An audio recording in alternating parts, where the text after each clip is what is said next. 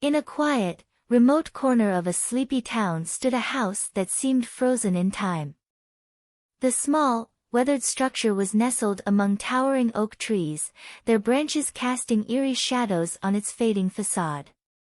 For generations, it had been home to the Anderson family, a lineage that spanned decades. The Andersons were a family of 5, Richard, the father, a stern but loving man, Eleanor, the mother, a nurturing and gentle soul, Daniel, their eldest son, a quiet and introspective young man, Lily, the daughter, a free-spirited and artistic soul, and little Tommy, their youngest, a bundle of endless energy and curiosity. Life in the Anderson household had always been filled with warmth and laughter. They shared stories around the dinner table, played board games on lazy Sundays, and found solace in each other's company. But all of that changed one fateful summer. It began with a series of unsettling events that disrupted the tranquility of their home.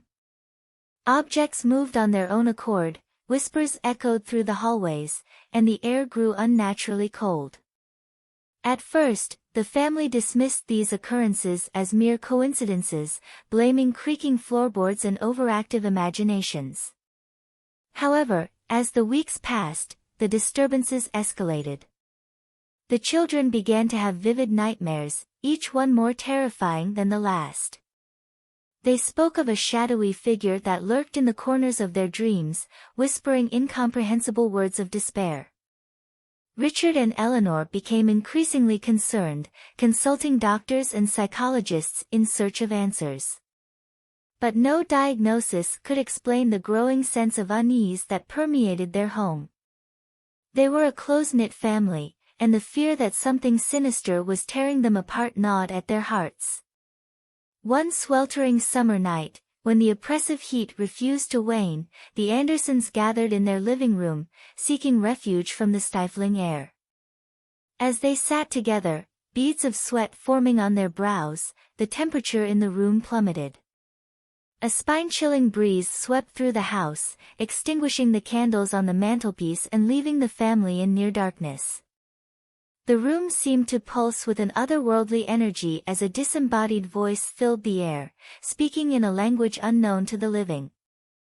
Terrified and trembling, the Andersons clung to each other. The room came alive with a malevolent force, chairs levitating, and the walls pulsating as though breathing. In the midst of the chaos, young Tommy was lifted into the air, his small body contorting in unnatural ways. Richard and Eleanor's anguished cries went unheard as they struggled to reach their son. But an invisible force held them back, rendering them powerless as they watched in horror. And then, in an instant, the force released its grip, and Tommy's lifeless body fell to the floor. The room fell silent, save for the heart-wrenching sobs of the Andersons. Their once joyful home had become a nightmare, and their family was shattered. The malevolent presence had claimed its first victim, leaving the Andersons in a state of shock and despair. In the days that followed, the presence made its presence known in increasingly sinister ways. It whispered taunting words into the ears of the grieving parents, twisted their dreams into nightmares, and cast a shadow of despair over their lives. Daniel and Lily, haunted by the loss of their brother, grew distant from their parents. The once close family was now fractured, each member grappling with their own grief and guilt. Richard and Eleanor felt powerless, unable to protect their children from the relentless torment of the malevolent force that had invaded their home. Desperate for answers, the Andersons sought the help of paranormal experts and mediums, but none could provide a solution. The malevolent presence seemed to revel in their suffering, growing stronger with each passing day. As the years went by, the Andersons became prisoners in their own home, trapped in a nightmarish existence. The malevolent force continued to torment them, driving a wedge between family members and sowing discord and despair. Richard and Eleanor, once the pillars of their family, were now shadows of their former selves, their love and happiness extinguished by the relentless malevolence that surrounded them. Daniel and Lily, burdened by guilt and grief, distanced themselves further from their parents, seeking solace in the outside world. And little Tommy, the innocent child who had been taken too soon, became a specter in the house, his presence a constant reminder of the family's loss. As the years turned into decades, the Andersons' home remained a place of suffering and despair. The malevolent force, having claimed its first victim, continued to haunt the family, ensuring that their lives would never be the same. And so, the Andersons became prisoners in their own home, forever tormented by the malevolent force that had torn their family apart.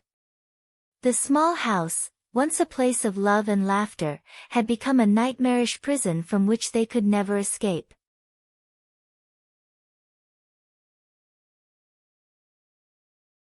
In a remote corner of a quiet, nondescript town stood a small house, seemingly untouched by time. This house, framed by overgrown ivy and shrouded in an aura of mystery, had witnessed a series of harrowing events that would forever haunt its walls. The house was inhabited by a family of 5, James, the father, a mild-mannered accountant, Emily, the mother, a talented pianist, young Sarah, their precocious daughter, and the twins, Daniel and Elizabeth, whose innocent laughter once filled the home with joy. The story began on a chilling winter's night when an unexpected storm rattled the windows and howled through the narrow streets of the town. The family huddled together in the living room, seeking warmth from the roaring fireplace. As the wind howled outside, strange occurrences began to unfold within the house. The lights flickered, casting eerie shadows on the walls, and the temperature dropped inexplicably. The family exchanged nervous glances, attributing the odd events to the storm.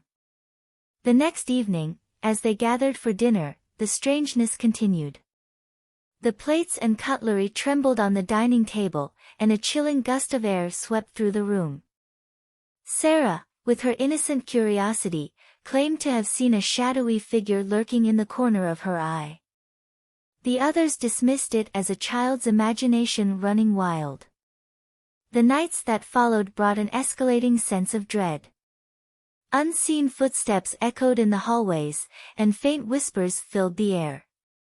Emily, always the rational one, tried to convince her family that there must be a logical explanation.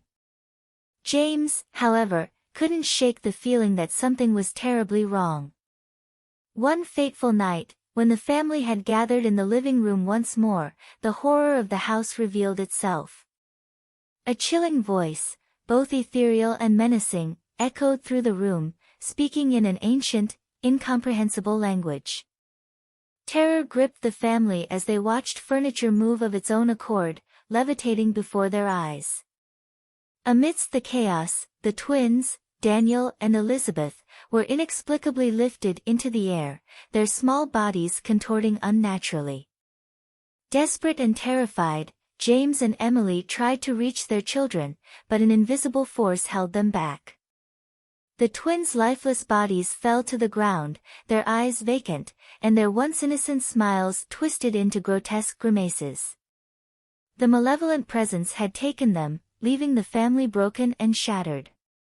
As days turned into weeks, the house became a prison of torment. The malevolent entity reveled in its reign of terror, subjecting the family to a barrage of nightmares and apparitions. Emily's once melodic piano playing turned into a haunting melody of despair, each note echoing with a chilling resonance. With heavy hearts, James and Emily decided to leave the house that had once been their sanctuary. But the malevolent force refused to let them go. It followed them, tormenting them wherever they went, its presence a constant reminder of the unspeakable horrors they had endured. In their desperation, James and Emily sought the help of paranormal investigators, mediums, and priests, but none could rid them of the malevolent entity that had attached itself to their family. It seemed that the house had become a portal to another realm, a realm of darkness and suffering. The family's once happy home had become a nightmare from which they could not escape. The malevolent entity continued to claim its victims, driving James and Emily to the brink of madness. In the end, they were left with no choice but to abandon the house and the memories of the horrors they had endured. The small house, now empty and forsaken, stood as a haunting reminder of the darkness that lurked in the shadows. The malevolent entity, having claimed its victims, retreated into the depths of the house, awaiting the next unsuspecting family to cross its path. And so, the small house in the quiet town remained a place of terror, its secrets hidden within its walls, its malevolent presence a chilling testament to the horrors that can lurk in the most unsuspecting places.